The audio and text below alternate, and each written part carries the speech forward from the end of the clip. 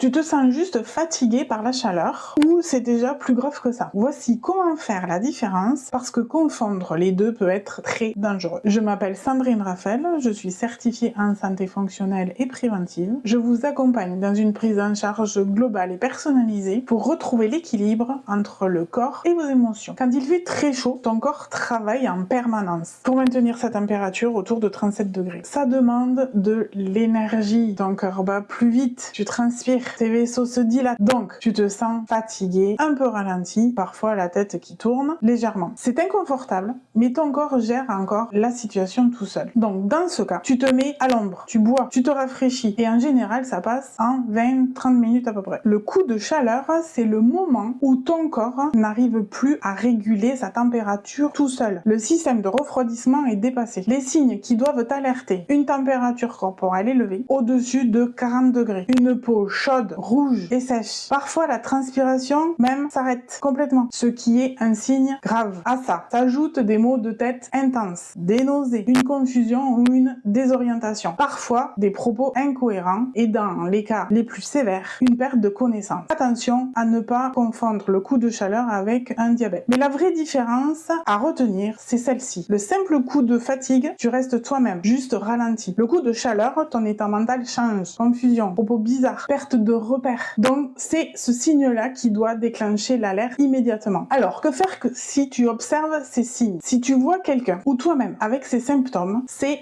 une urgence médicale.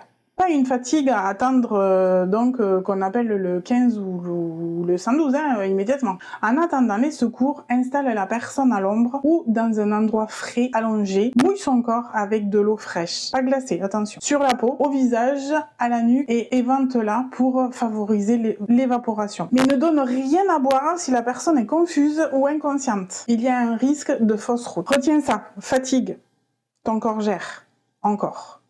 Donc, tu reposes et tu te reposes et tu bois. Confusion, propos incohérents, peau sèche et brûlante, ton corps ne gère plus. Donc, tu appelles les secours. Cette différence-là peut littéralement sauver une vie. Surtout pour les personnes âgées ou isolées autour de toi. Pense à t'abonner pour de nouvelles aventures.